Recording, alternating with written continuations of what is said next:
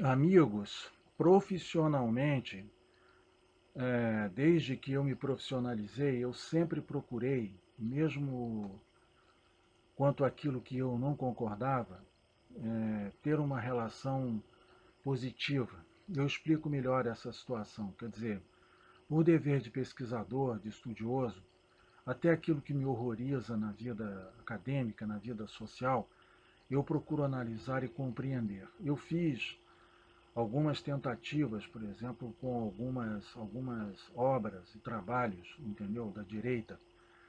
O filme famoso, O Judeu Eterno, patrocinado pelo Ministério da Propaganda de Hitler e tal, eu tentei assistir.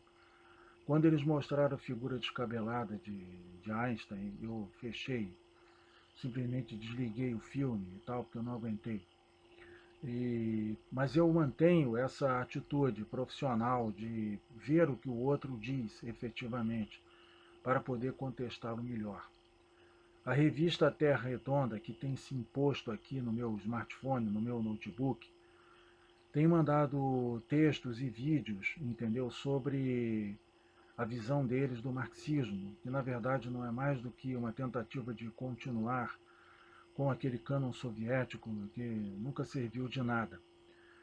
E eu tenho mandado, em resposta, textos que não têm sido publicados lá e tal. E agora, como veio um vídeo, eu resolvi devolver, quer dizer, mandar de volta uma crítica a partir desse vídeo que eu estou fazendo agora.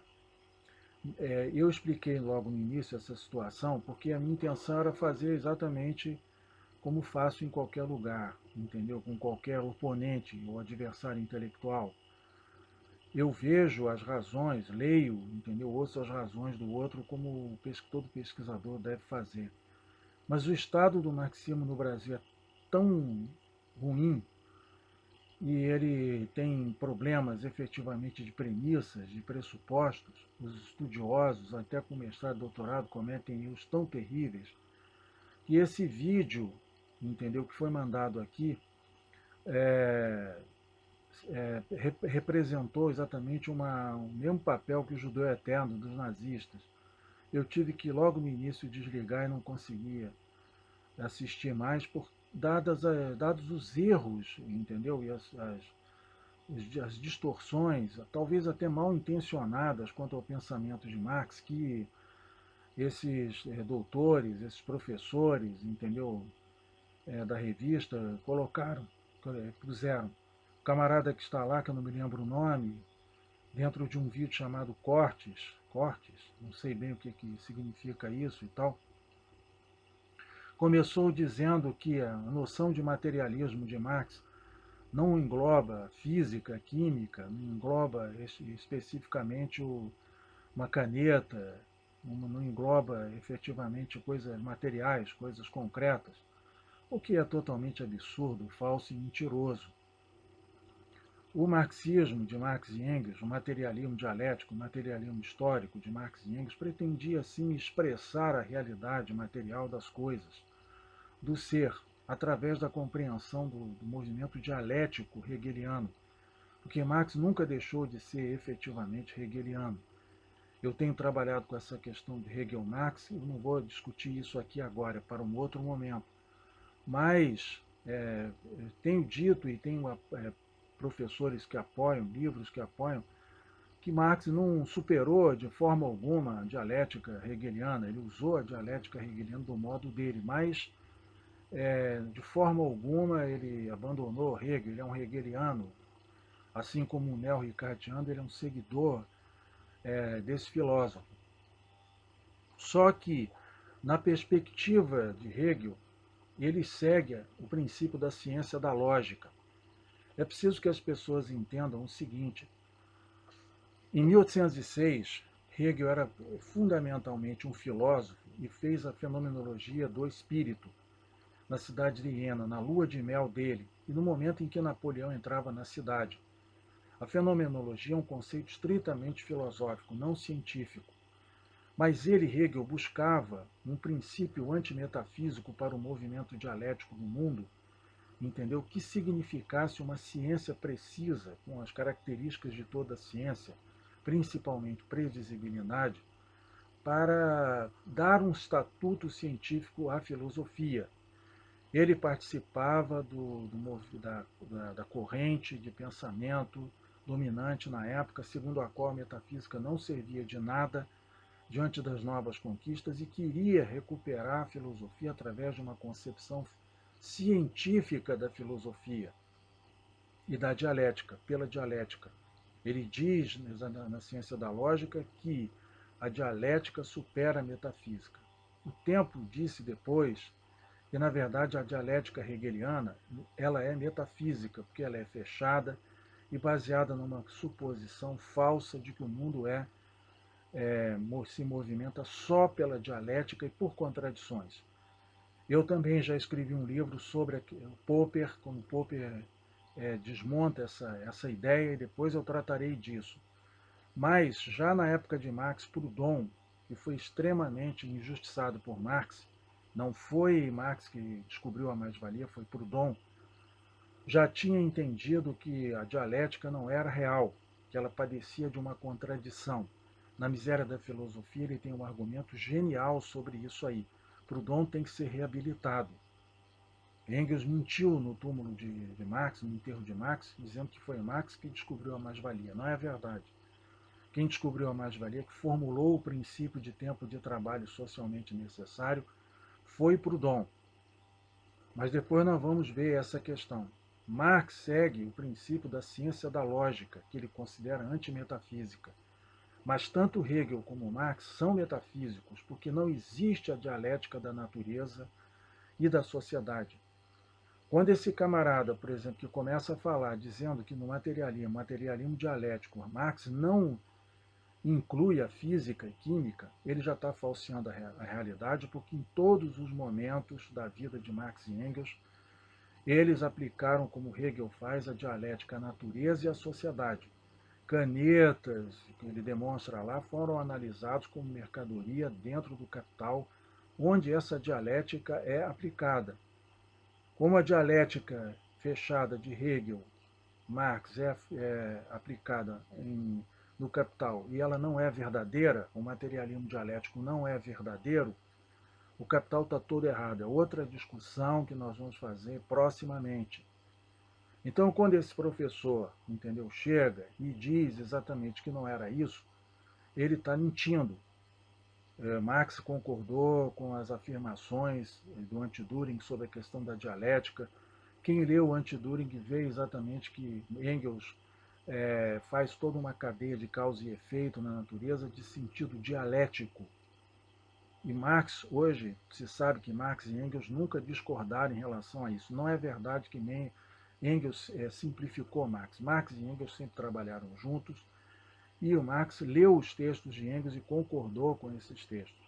Gustav Mahler, em 1920, na primeira biografia de Engels, para comemorar o centenário do nascimento de Engels, provou por A mais B exatamente a harmonização que havia entre os dois.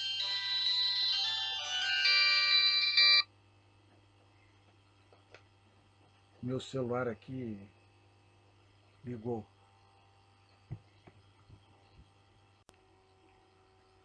Desculpe, eu tive que dar uma parada aqui, exatamente porque eu sou advogado e recebi o telefonema de um cliente aqui. Então, como eu estava dizendo, Marx e Engels harmonizaram as suas concepções, não há essa história de que Engels simplificou Marx na questão da dialética. Não é verdade, não.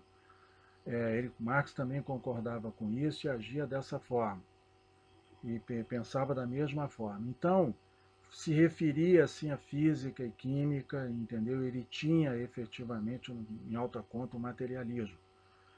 O materialismo dialético fundamentava o materialismo histórico. O materialismo dialético colocou em todos os ramos e planos da natureza a dialética, a contradição. Isso só foi diluído na União Soviética na década de 70, quando houve um debate lá com o filósofo soviético Novak Coletti, do Partido Comunista Italiano, cujo título era "O mundo se movimenta por contradições", eles chegaram à conclusão que não.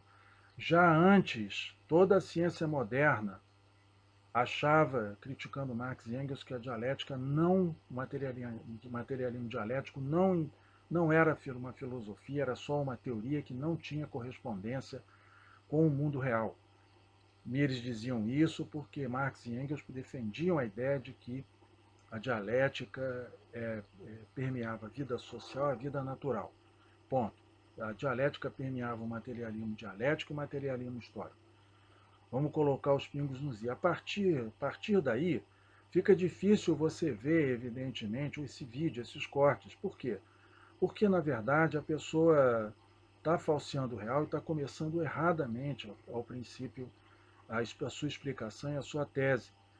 Como dizia o Leandro Conder, na década de 80, o materialismo dialético e o materialismo em geral são meramente constatativos. Eles só constatam o mundo real. Para você conseguir entender, explicar ou dar sentido ao mundo real, você precisa descobrir as essências das coisas, a pluralidade de coisas que se manifestam na materialidade. Mas não existe nenhum discurso filosófico possível, entendeu? Ou científico a partir do materialismo. A corrente histórica do materialismo, ela só tem, na verdade, serventia, validade para diluir ilusões, geralmente religiosas, ao longo da humanidade. Mas como projeto explicativo, filosófico, científico, todo o materialismo que normalmente é imanentista não serve, tem uma limitação e está sempre a um passo da boçalidade. Para usar um termo eufemístico, é sempre um pouco tosco nas suas bases. Então, quando se fala em matéria, o termo matéria é um termo anódino, um termo que não explica lufas, nada. Você tem que ter uma prévia concepção de como funciona essa matéria, que no caso de Marx e Engels é a dialética, para poder dar sentido a uma explicação materialística do mundo. Mas a rigor, pela subjetividade, pela linguagem, você tem que admitir, e é por isso que a filosofia é importante, que a materialidade se manifesta como possível explicação, como tendo capacidade de ser explicada a partir do momento em que você trabalha com conceitos filosóficos e não científicos, ou seja, essência, substância, manifestações da existência e assim sucessivamente. Nesse sentido é que a filosofia é importante, é fundamental para a vida, para a compreensão do mundo, seja natural, seja social. O que eu estou dizendo, eu estou consagrando aqui no Brasil, o mérito é meu, é que de fato a crítica que sempre foi feita nos outros países, em outras épocas, sobre a falta de uma filosofia no marxismo, prejudica e compromete o marxismo-movimento. Não existe materialismo dialético. Althusser se refere ao materialismo como uma filosofia científica, propriamente dita, que supera a filosofia. Mas isso não acontece. Isso não é verdade. O corte epistemológico é uma invenção do Engels, que no prefácio ao terceiro volume de O Capital, já no final da vida, ele compara Marx a Lavoisier, com o uso da balança, e diz que teve um antes e um depois do processo de compreensão da química. A mesma coisa acontece com Marx. O volume 1 do Capital, que foi dedicado a Darwin, pretendia ter o mesmo valor e significado de criação de uma ciência, como a ciência biológica, como a ciência física e assim sucessivamente. Existe uma discussão que começou também com Lenin sobre o caráter de ciência econômica que Marx teria proposto com o Capital. Na verdade, Marx propôs uma crítica da economia burguesa, mas essa crítica serviria de base à elaboração futura de uma ciência econômica. Mesmo assim, Marx está atribuindo ao seu trabalho, ao Capital, o mesmo significado, o mesmo valor que uma descoberta, de uma proposta de explicação das ciências naturais. Ele iguala isso aí. É claro que Engels vai dizer depois no futuro que a ciência econômica, no sentido real do termo, não existe. não existe, só vai existir muito depois, mas que a base para a construção disso aí é a crítica da sociedade burguesa que Marx faz. No entanto, quer dizer, ele coloca, vou repetir, o Capital, a sua obra máxima, no mesmo patamar das grandes descobertas da ciência. Galileu, Darwin, e depois que ele não conheceu Freud e tal, que quiseram sempre produzir uma ciência. Não existe isso, é outra discussão a ser colocada. Então, a concepção de Marx e Engels, a concepção de Marx sobre o materialismo, ela é falha, é vazia, principalmente no que diz a respeito do materialismo dialético, que é uma teoria falha desde o início, que não prova, evidentemente, a universalidade da dialética. A dialética não é necessária nem universal. A dialética da natureza predomina casualmente no mundo. Ela é um produto da consciência. Ela é um produto da consciência e serve localmente, particularmente, para prospectar certas possibilidades. Mas não existe no mundo uma dialética que comande o mundo. Na medida em que, na época em que Marx e Engels viviam essa crise da filosofia, que era entendida como metafísica, e com as tentativas de superar isso aí, Engels consagra, evidentemente, no terceiro volume, no prefácio, ele consagra a ideia de que Marx superou o passado, assim como Lavoisier tinha superado o passado. Isso não é verdade. Muitos problemas da química e da física continuaram sendo discutidos. Efetivamente, Lavoisier deu racionalidade à pesquisa química, que começou efetivamente com o uso disciplinado da balança, entendeu? Mas a química ainda levou muito tempo para se constituir, entendeu, como uma ciência integral, digamos, não perfeita, mas com um objeto bem definido, como é o caso de hoje. Começa com Lavoisier, mas continua depois. Continua depois. A questão da notação, por exemplo, na época de Dalton, na época de Gay-Lussac e tal, era uma dificuldade muito grande. A questão do átomo era suposta, não tinha sido resolvida. A questão do átomo era suposta, não tinha sido resolvida. Só depois é que, em 1903, Rutherford provou a existência de um átomo. E a representação desse átomo também não vale mais nada hoje. É apenas parte do processo de representação do mundo real. Então, essas discussões precisam ser colocadas para colocar realmente Marx na voracidade do tempo. E os comunistas também. E o pessoal da Terra Redonda também. Que precisam entender esses fatos históricos que foram examinados há mais de 40 ou 50 anos e que hoje são moeda corrente e que ficam na mão da direita para poder efetivamente desmoralizar a ciência e o iluminismo e o marxismo e dar poder sobre o povo a partir da direita. O que eu estou fazendo aqui é exatamente mostrar que, apesar da volatilidade da ciência, da narrativa da ciência não ser essa, as conquistas da ciência são verdadeiras e que ela precisa ser respeitada, mas dentro da sua relatividade humana. O marxismo tem a pretensão de modelar o mundo. E, nesse sentido, ele comete o mesmo erro da metafísica. Marx é metafísico. Eu levei uma vida inteira para dizer isso, sem ter um infarto ou ter uma crise. Porque, efetivamente, tenho fundamentação na história, na teoria, exatamente para dizer esse tipo de coisa. Então, quando esse professor chega e diz isso, ele está mentindo. E está querendo manter, evidentemente, esse corte epistemológico. O marxismo ele pode subsistir como levando em consideração a experiência humana. Mas o fundamento teórico dele está errado porque ele faz uma ruptura com a filosofia que o prejudica. Eu não estou dizendo que o novo líder do movimento comunista é Heidegger ou Kant, não é isso. Eu estou dizendo que essa ruptura com a filosofia é falsa e que isso prejudica o marxismo, que é um cientificismo do século XIX. os marxistas brasileiros estão atrás, inclusive, do pessoal do primeiro mundo. Aparentemente, nos Estados Unidos é a mesma coisa. Ninguém atribui essa qualidade de ciência, entendeu, ao marxismo. Mas no Brasil ainda está nessa situação. Então, eu estou fazendo um trabalho de atualização e estou fazendo um trabalho de manter numa esquerda moderna, entendeu, uma concepção que ainda pode dar uma ajuda na construção da utopia. Mas se continuar esse tipo de coisa, não tem como fazer. Kant, que mostra que quando você analisa, e a filosofia em geral, o mundo, do ponto de vista da materialidade, você não pode se ater só ao conceito de materialidade e à sua adequação com o mundo.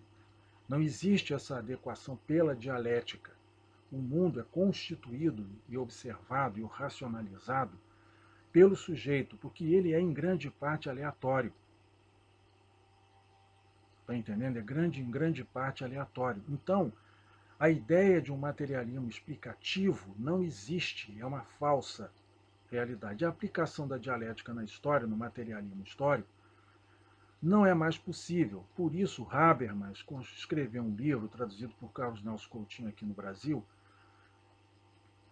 para a reconstrução do materialismo histórico, que ele diz no prefácio que ele abandona essa visão cientificista do mundo, dialética do mundo, e constitui um novo tipo de concepção do materialismo dialético que narra, organiza kantianamente o mundo social, de modo a garantir, de alguma forma, digamos assim, a construção da utopia, a superação, a emancipação total da humanidade. É por aí que nós devemos recomeçar, e não querendo, evidentemente, por uma questão talvez pessoal, de poder, entendeu? Manter esse cânon soviético, dialético, como base para a análise, para a prática política da esquerda radical, entendeu? Não é verdade, o marxismo-leninismo não tem funcionalidade, não tem base nenhuma. Por quê? Assim, não só por essas razões, não. Quando, em 1881, Vera Sazullit, que era populista, mandou uma carta a Marx perguntando se era na Revolução, se era na Rússia o lugar ideal para fazer a revolução marxista, de tipo marxista, ele disse que não. Ryazanov encontrou esse texto e Vera Sazullit se convenceu Lenin de que era possível fazer lá, mentiu. Mentiu para ele, para ela, para Marx e para a história, e para nós aqui. Ou nós fazemos uma diluição total desse erro que é a Revolução Russa, ou nós não vamos conseguir construir uma esquerda moderna. Agora, na conclusão desse meu trabalho, mais uma vez eu digo, eu estou desafiando vocês, entendeu, a me chamar aí, me dar nome para debater essas questões. Eu vou mandar esse vídeo, entendeu, e vou exigir, estou exigindo de vocês que vocês estão fazendo isso contra o que eu estou dizendo nos meus blogs e não estão reconhecendo de maneira honesta que eu tenho o direito de debater e condição de debater com vocês. Fico no aguardo.